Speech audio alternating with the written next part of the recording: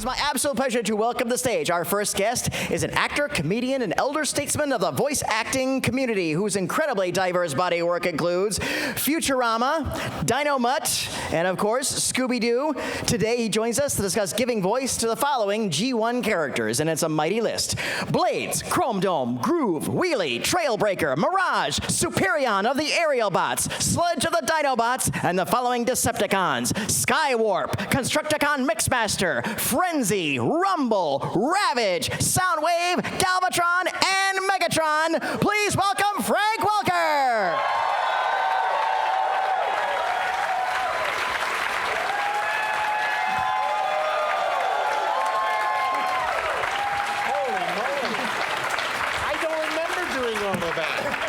Oh, my goodness. Well, the internet doesn't lie, so you must have. Well, thank you. I appreciate that. Well, thank you very much. Thank you very much. I'd like to meet myself. My goodness, that was crazy. Well, speaking of that, let's bring out our next guest, your buddy. He is an actor, and his amazing credits include Chip and Dale's Rescue Rangers, The New Adventures of Winnie the Pooh, and Dungeons and Dragons. Today, he joins us to discuss giving voice to the following G1 characters. First from the Decepticons, Nightstick, Slugslinger, Wingspan, and from the Autobots, Protectobot Streetwise, Ironhide, and of course, Optimus Prime. Please welcome Peter Cullen!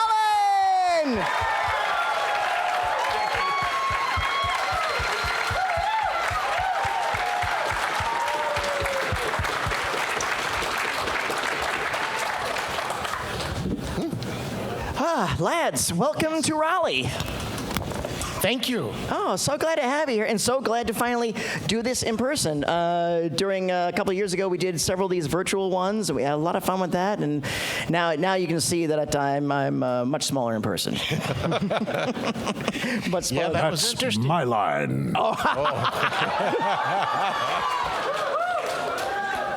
Then please don't let me detract it from you, sir. So, well, first of all, how have you guys been? Yeah. I think that's a good. Yeah, that's a good. That's a good. Yeah. That's like, Thank you very much. I'm on strike. Oh, that's right. and for the record, as always, we here at GalaxyCon are fully in support of the SAG strike and the WGA strike. And as an Actors Equity member, I support my SAG cousins, so we are behind you all 100%. Thank you. So that means in the course of this conversation, what we're going to do is when we turn over to your questions, basically, let's try to stick to the animated series, any of the movie stuff. Let's just sort of avoid that and be kind of a gray area. But I think we got a lot to talk about the animation, right? Yeah. All right, very good. Boys, I remember this story, but I'd love our audience to hear it. How did Transformers begin for each of you?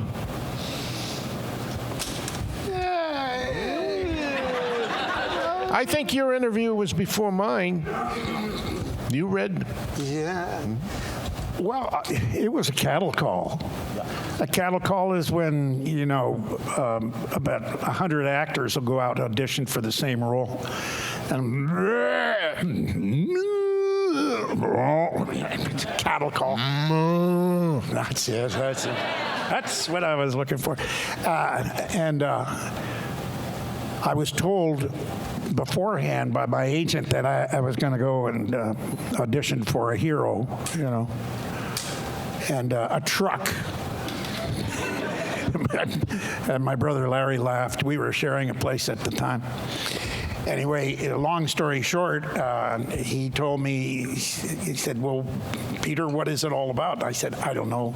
Larry's a hero, and he said, Peter, if you're going to be a hero, be a real hero, that. And I told this story a dozen times, and my brother being a Marine, a captain in the Marine Corps, K Company, 3rd Battalion, 5th Marines. Yeah. He was my hero, and he said, Peter, if you're going to be a hero, be a real hero. Don't be the Hollywood hero. And I said, sure. And he said, a phrase that has lingered in my life since 1984, be strong enough to be gentle. And I went, oh boy. And I could hear that in my ears, and I went to the audition. And I looked at the cartoon caricature of the 18-wheeler and then how it transformed into this human-like physique. Metal, of course, as we well know. And I just looked at the script, and it said, my name is Optimus Prime and leader of the Autobots.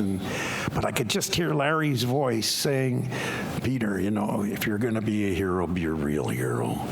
It could have just been the lines of, my name is Larry Cullen, K Company, 3rd Battalion, 5th Marines. Be strong enough to be gentle. And then, if you have to, whoop some ass, whoop some ass. So those weren't the lines that came out of me, but similar. Anyway, I did that, and about 2 weeks later, I found out I had the part. And of course, now I'm not going to speak for Frank because Frank does 150,000 voices more than I do.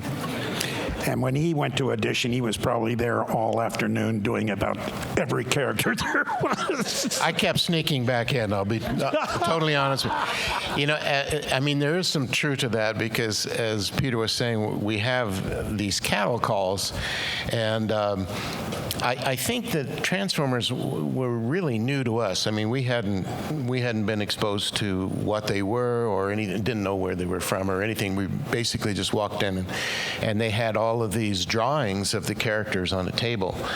And because they were so busy at this period of time, Wally Burr, who was directing them, just wanted you in and out, you know, so he could, and he had so many characters to cast that there was a little sign that says, only pick 3.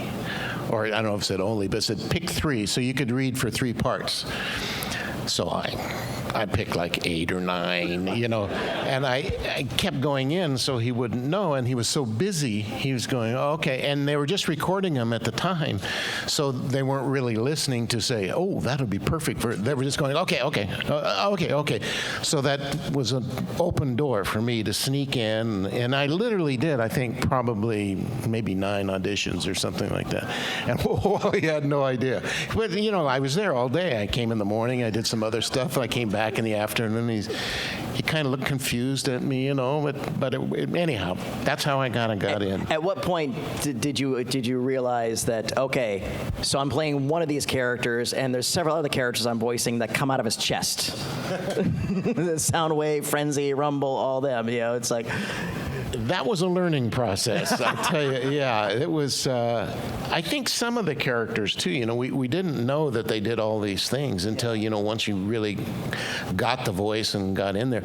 And then, and like I said, they had so many characters that there was a lot of us that got jobs on Transformers, which was fantastic because, you know, when you're working with your friends and with Peter and some of the great actors we worked with, it was really a lot of fun. I just always envisioned you like, okay, you know, Ravage, Eject, Operation Stealth. Wait, aren't I Ravage too? Yeah, that happened a couple of times. Yeah. Absolutely. Again, this legacy and of this wonderful series and ongoing series you guys are part of. Just what's been the best thing for each of you to come out of being a part of the Transformers mythology? The best thing to come out of it all? The best thing to come out of it all for being associated with Transformers? Well, certainly the fact that I'm sitting here in front of some of the greatest fans in the history of fandom. Oh, I mean that. If it weren't for you, you guys are the best, and we're probably the luckiest cast in the world. I mean, we've had a show that's lasted so long because of the faithfulness and the dedication and the loyalty that you guys have had, and the input. And I say that because prior to the internet, there was fan mail that we never saw. We never got any fan mail. But with the internet, we started receiving what the feeling was about Transformers and the characters within that. And up until that point, we really had no idea. As a matter of fact, I'll be speaking personally. When Optimus Prime was killed off in the 1986 feature film, the most common assumption for me at that time would be, what did I do? Who did I off? You know, what's going on? What? And I just snapped off, on to the next job. Don't worry about it, blah, blah, blah. Because we had no idea at that time, any of us, the popularity, if there was any, and of course, you know, the dislikes, if there were any. So till the internet, boy, that was it for me, and that was years later, and I'm grateful for you guys, and I love you for it. I love you.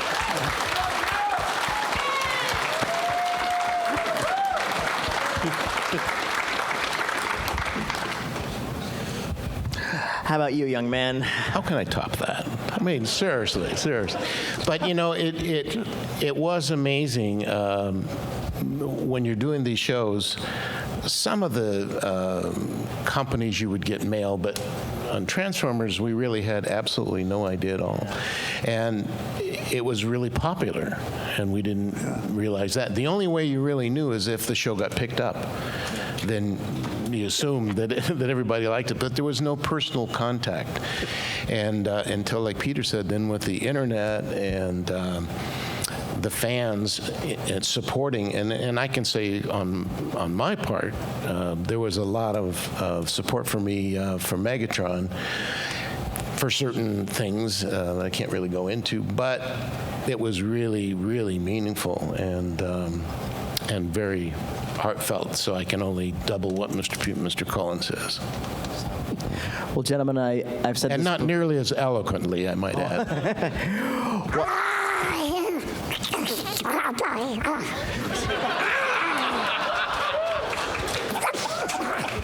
How can you top that? Should we do a forest pond? This is a pond.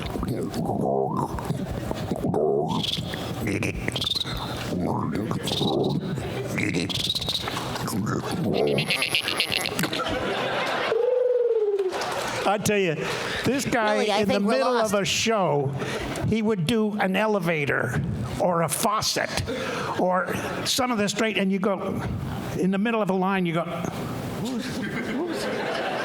what's the matter, Peter? No, don't you hear that there's something, the air conditioner or something, there's a leak. And he been all the time.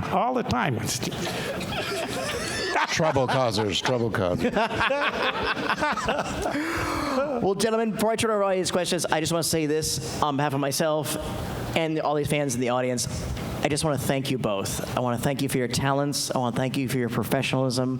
I want to thank you for the performances you brought to these roles and all the other ones you've done just over the years. You have enriched our lives, and just thank you. Thank you so much. Thank you. Thank you.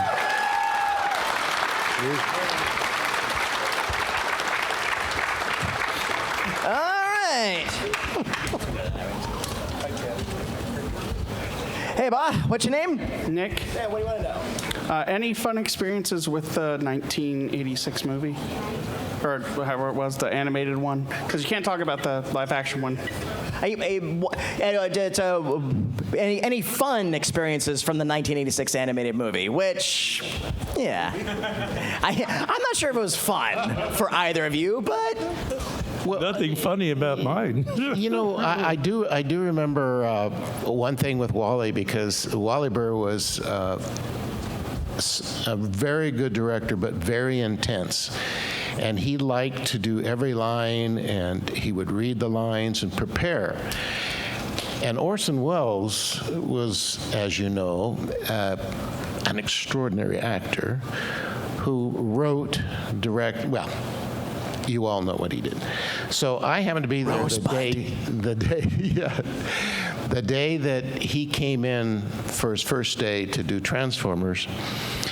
And he came in through the door, and he was imposing anyway, but he was a very large man and this beautiful voice, carrying a couple of poodles, which I thought was odd, but recording. I would bring a Doberman pen. Well, anyhow. So he came in and he sat down. Just power.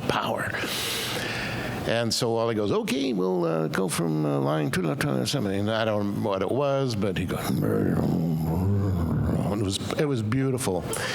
And Wally says, can we try that? Maybe that was perfect, but can we do it a little bit faster?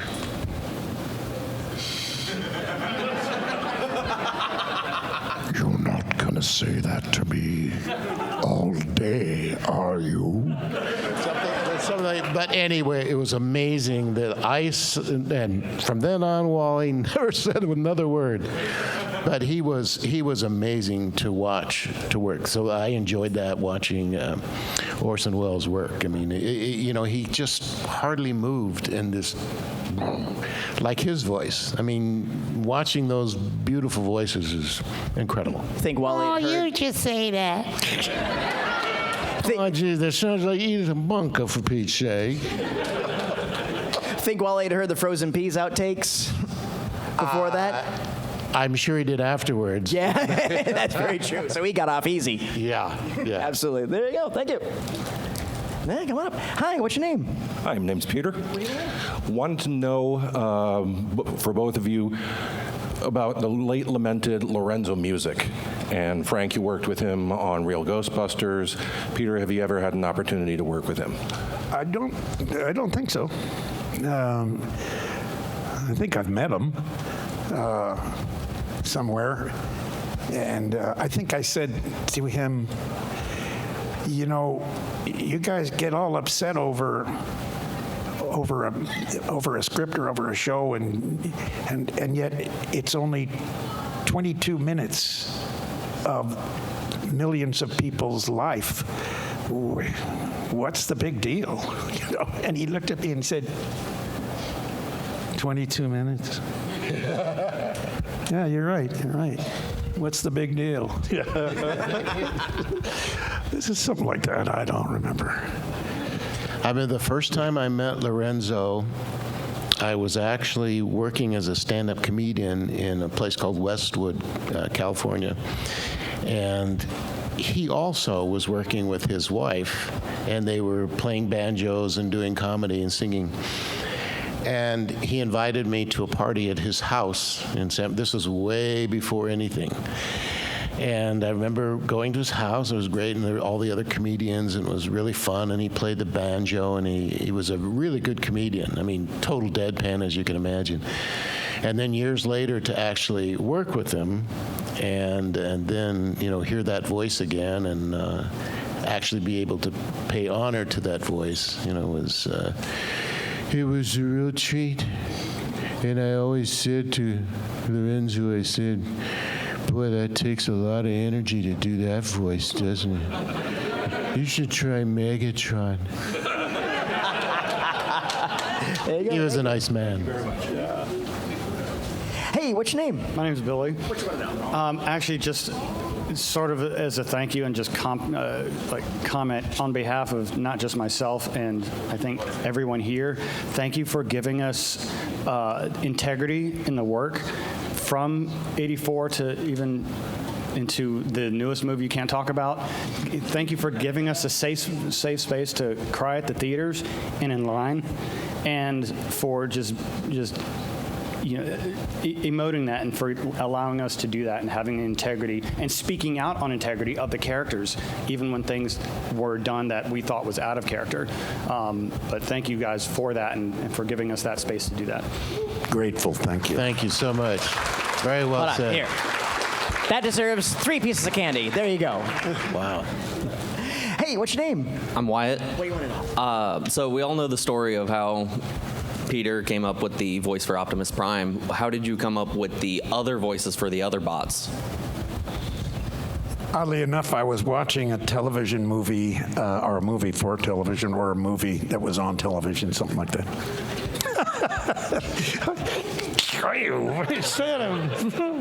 And I think it was a 1940s picture, and it was, I think it was Chill Wills and Eugene Pallette, some of the older actors in black and white films. And there was one guy that talked like this, and there was another guy that thought, well, gee willikers, and his name was Ironhide.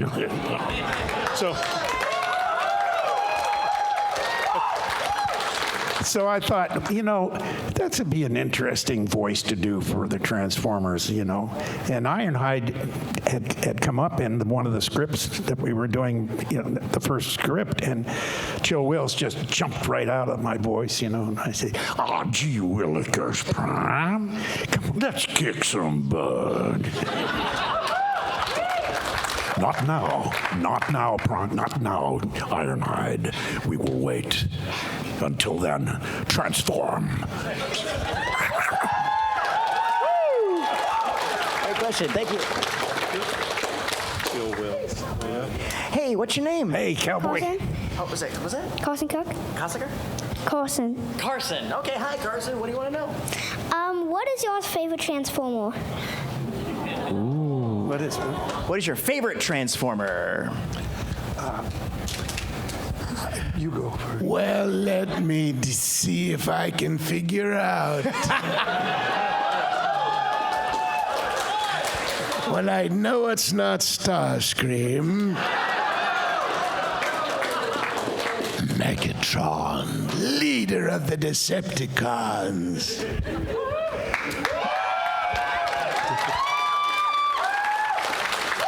One shall stand, and one shall fall.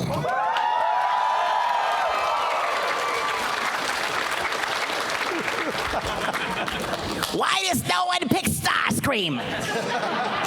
Carson, thank you. Great question. Thanks, Carson. Hey. Thank you, Carson. Give it up for Carson. Thank you, Carson.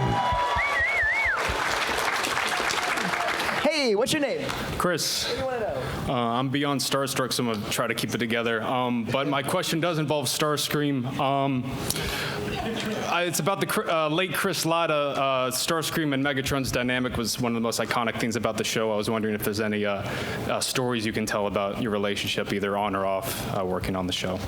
Well, Chris was a character. Yeah, I've talked about Chris before. We both have, and he usually worked next to us. Yeah. And the three of us were right together, and the power and intensity that he put into that character was amazing. And he would sweat profusely, and he would shake. You know, at the end of the take, you'd look and Chris, are you all right? He'd go, give me a minute. But he was amazing to work with, and I'm trying to think of just any really fun, unusual stories, but I mean, to be in the room with him when he's doing Starscream, I mean, you buy it, just like Optimus, you know, I mean, you really feel that power. And then we walk right outside, and there was just outside the studio was a telephone. Remember the telephone on the wall? And Chris would come off a scene where just shaking in that power, you know, and scared me to death. And I walk outside and go, hi, how you doing? Yeah, pizza'd be good. He was so believable. I think that's what I found in his character, that he put so much into it. I really admired his acting. Yeah, it was a sight, and it was an experience, because it was unlike anything that I had ever experienced in a working studio with 10 other actors, and Chris was just pouring off sweat that would shake his head, and we were close to each other, and we'd be actually just perspiration off us, you know, off your face. And like, gee, I need an umbrella for this guy, you know. But anyway, he was exactly that, an incredible, intense, interesting human being, fabulous. And that voice too, the placement and the quality of that voice is you did a pretty good job of it there. But it had to be painful, and he did it so committingly. I mean, it's just amazing. You ever seen his stand-up? A little bit, yes. I know he was. Yeah, there's a fun one where Shatner is actually hosting the event. It's on YouTube, whatever. And his stand-up act, he's so very funny. He says, like, I am not a comedian. I am a sociopath that has monetized his disability. Great question. Thank you. Thank you. Hey, what's your name? My name is Avery. Hello, Avery. I wanted to ask about what was it like coming back and doing the, I think it was like 2012 series Prime, because I love that one so much, and what I think is so amazing about it is that it's not wonderful because you guys are revisiting the characters. It's wonderful because you guys are so amazing. You create something entirely new out of the new that just stands on its own so much, and I love it so dearly. Well, thank you. I know I particularly liked it because Megatron did transform into a total new character. I mean, the DNA was still there, and the voice I just, beefed up from here to right. I'll get you Prime, and then the features was even a further extension. But I think the thing that I really liked about Prime was it was the first time that we were into the computer-generated animation that I was with the characters. And so there was so much more subtlety that you could do a lot more with the characters. It wasn't just all screaming. You could really feel the pain and the hurt and on lower levels. And the color and the size and the new cast that we worked with also was a real treat because we worked with a lot of new actors. And then Peter and I were standing next to each other again, so that was big. But I really, really liked Prime. I thought that was a good show. It was fun to do, too. The other people in the cast were excellent and brand new and funny. Just it was smaller cast, and it was unique.